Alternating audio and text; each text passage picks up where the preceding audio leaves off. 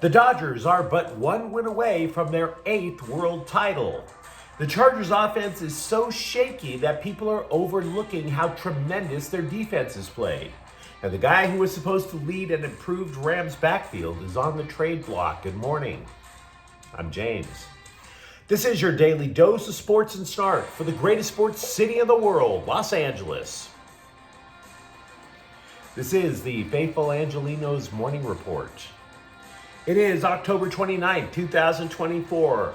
Loving life in the sanctum sanctorum of LA sports. And if you like being in the know about LA, click the clack the like button. Click the clack the subscribe button. There's a notification bell. Hit that. It'll let you know when we drop new content. Sharing is caring. Let people know we exist, and by all means comment. Now, before we go through the news and notes, a look at the scoreboard.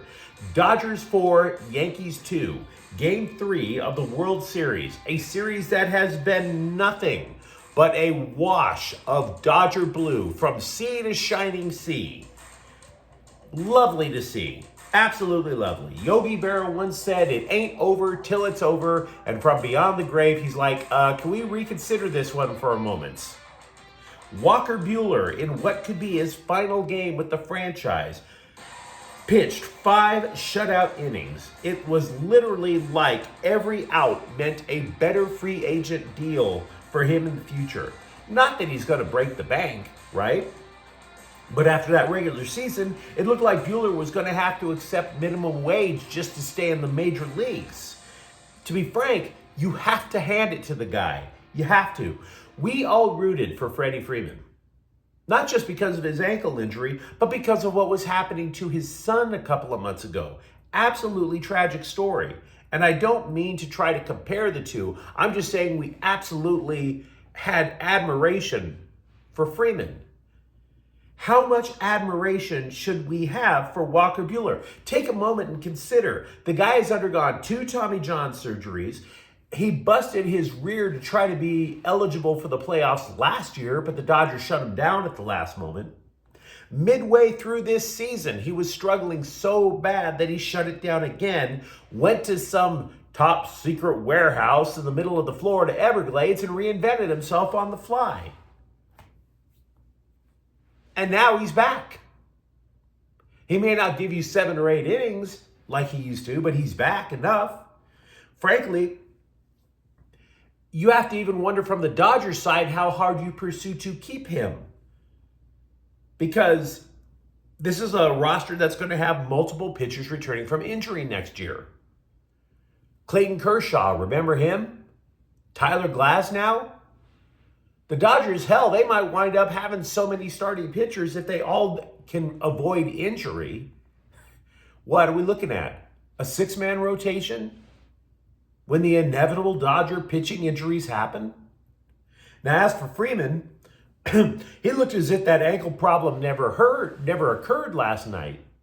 I was telling you guys before the series started that the Dodgers had so much left-handed power that they would take over that short porch out in right field. Freeman drops a 2-run home run right over that right field wall in the first, and the Dodgers had the thing in cruise control from there. Mookie Betts and Kike Hernandez each drove in a run. The Yankees only got 2 mercy runs in the 9th inning, for Pete's sake. We could all be driving to the mall tomorrow to buy those goofy-looking championship caps.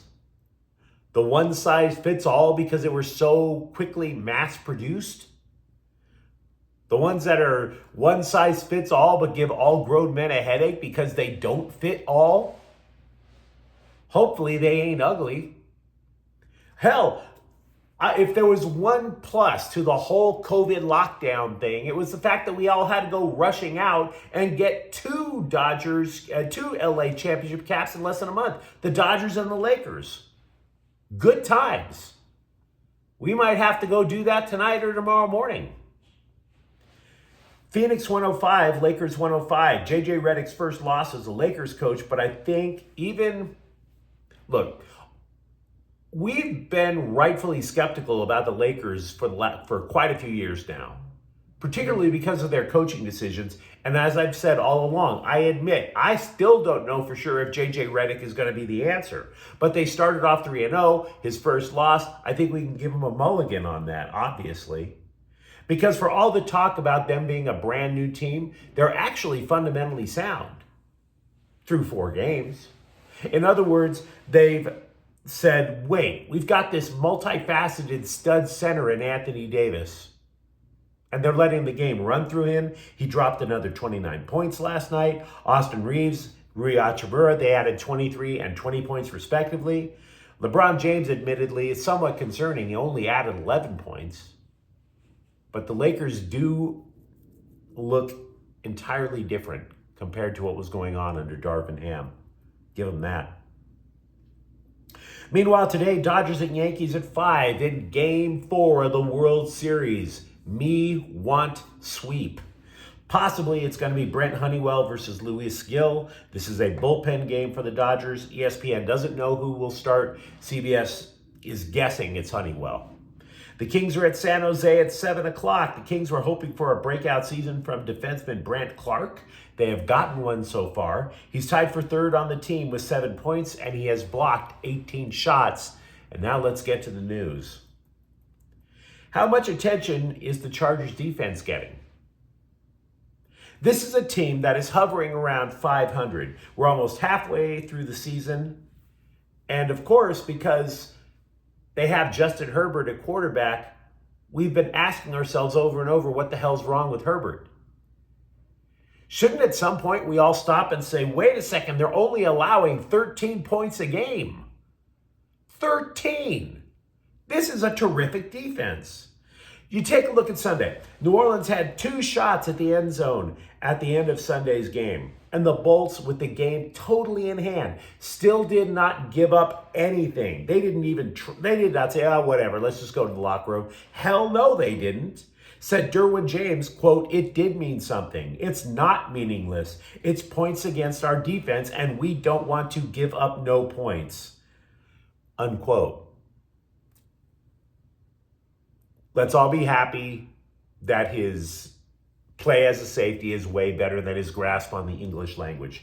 They didn't give up a touchdown to the Saints, is the point. Quote, I don't care if we got the lead. We're trying to finish in the 4th quarter. Every week we go in there pissed off because we know it's plays we're leaving out there and a few technique stuff that we can get better at to be dominant, unquote. Now, you might recall for years, the knock on the Bolts was they could not stop the run. And yeah, they're a little better at that. But you want to know where the big difference is? It's pass defense. Probably through the rush, because you got Khalil Mack, you got Tui Tuipulotu there. It's the Bosa that's not wearing MAGA caps. The Chargers are 9th in the league in pass yards given up. Just a little bit more than 193 a game. That is a drop of more than 100 pass yards allowed per game last year. They've been absolutely remarkable. Over with the Rams, former All-Pro defensive back Tre'Davious White and the Rams decided to chat about his future earlier this week. And as someone who has been fired more than once in his life, I know what chat about your future means. It means get ready to file for unemployment. Now, as for White, he has been given permission to seek a trade. White signed a 1-year deal for a little more than $4 million after 7 years in Buffalo. Started the first 4 games, missed the last 3. Sean McVay said the Rams, they'd like to keep him if he can't figure out a trade, but the dude would have to sit behind as many as 3 other cornerbacks. Meanwhile, the internet gossip machine cannot make its mind up about Cooper Kupp. You recall, it was just last week, the talk was that the Rams would give Kupp just 1 shot against the Vikings. Had the Rams lost the game, they'd be in such a bad way for a playoff berth that Kupp, well, he could fetch a decent return in a trade market where wide receivers are in demand. Now, McVay isn't the only one that says Kupp stays. ESPN's Adam Schefter says Kupp stays. But that's not good enough for the internet. Nope. Last night, whole bunch of stories. Quote, now the price tag for Cooper Kupp has only gone up, unquote. As if the deal still could be made. So if you hear more Cooper Kupp rumors, let's just make this real simple. The Rams want Cooper Kupp not only because it gives them a shot at making the playoffs, but they want to keep Sean McVay happy so he does not retire. Kupp is staying. I always talk to you guys about how truly pointless trade rumors are. They're just pointless clickbait designed to get you talking amongst your coworkers or at the bar. Lakers trade rumors are completely pointless. I've run this show now for almost 3 years. I have yet to see a single Lakers trade rumor come true. But I try to keep you abreast when at least they come from established news sources. The Athletic is reporting that the Lakers covet Jazz center Walker Kessler. Obviously, Anthony Davis is a reluctant center. Jackson Hayes and Christian Wood haven't exactly shown themselves to be quality options to shift Davis to power forward. So here's the story on Kessler. He was in the conversation for Rookie of the Year 2 years ago. He has regressed since then, but he is still on a rookie contract. And that keeps the Lakers under the dreaded second apron of the salary cap if they try to acquire him. Nobody is suggesting that a deal is imminent. They're just saying that it's on both teams' radar, and the Lakers would like to see what the roster looks like first when Jared Vanderbilt can return to play. But after years of unfounded rumors, such as one for Kyrie Irving and any other disgruntled superstar, at least this one doesn't sound totally insane. So I'll give him that. Are you wondering why the Clippers' Ivica Zubac has broken out with a terrific start to the season? I have a thought for you. It's simply because the Clippers have no other viable option in the low post. Now, you might say, wait a second.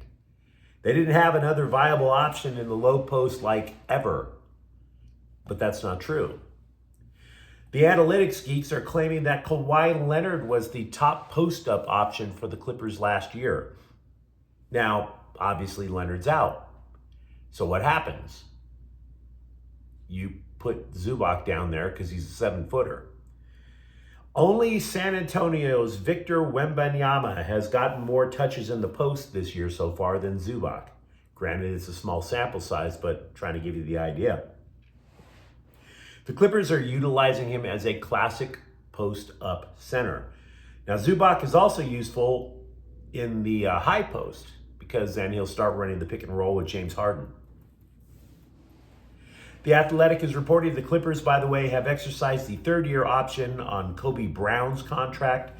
That will keep him in LA through 2026. He'll likely play in the G League this year. He has yet to play for the Clippers so far this year.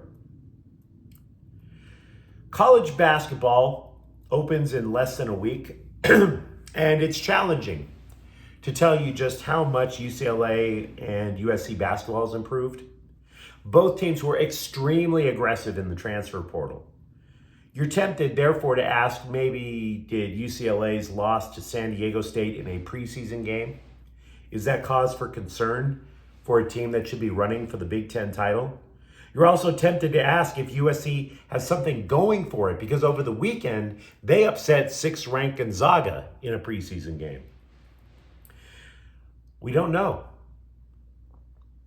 Keep in mind, both of these coaches were in preseason games, and coaches are compelled, coaches are compelled to empty the benches in these games. They're experimenting, so we don't know. All I can tell you is who had the better offseason.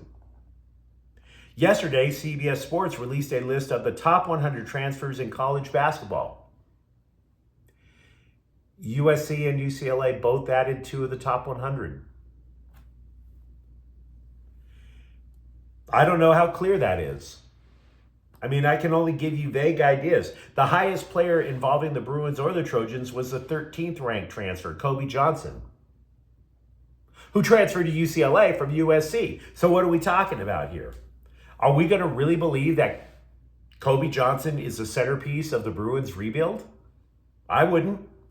You also have forward Tyler Bilodeau from Oregon State checking in at 37. So he'll add a lot of inside scoring. That was an issue for the Bruins last year. Meanwhile, for the Trojans, guard Desmond Clark and St. Thomas, they were top 100 recruits. They also fit. Look, Johnson and Bilodeau fit what Mick Cronin wants. Claude and Thomas absolutely fit what Eric Musselman wants. Musselman loves big guards. That's what Desmond Clark is. St. Thomas is so versatile, he can play point guard. He can even go so far as to play the 4. But again, you take a step back, I can't tell you which team is better. Not yet. Also with UCLA, the LA Daily News is reporting that the UCLA football team has probably settled on its most effective offensive line. Now from right tackle to left, it's Garrett DiGiorgio, Josh Carlin, Sam Yoon, Spencer Holstege, and Nicky Prongos.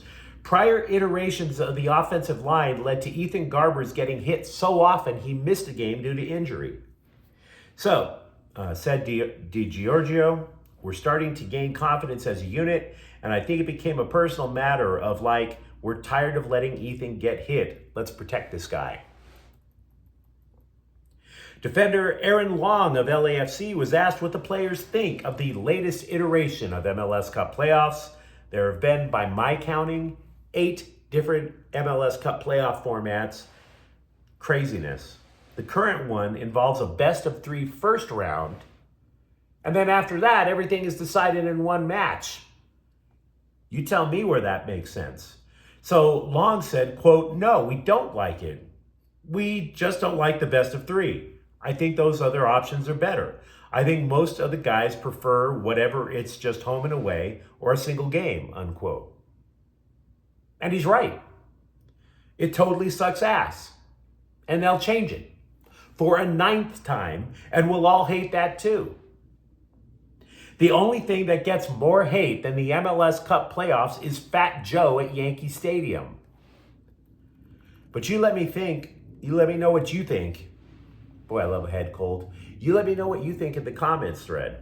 How stoked are you about a potential Dodgers championship as soon as tonight? What about the Chargers defense has caught in your eye? And if you enjoyed the content, don't forget to subscribe to Faithful Angelenos. We talk LA sports every single day here. Thank you for watching. I'm James. We'll be back tomorrow. Faithful Angelenos is a Kian Cortel Queso production. Take care.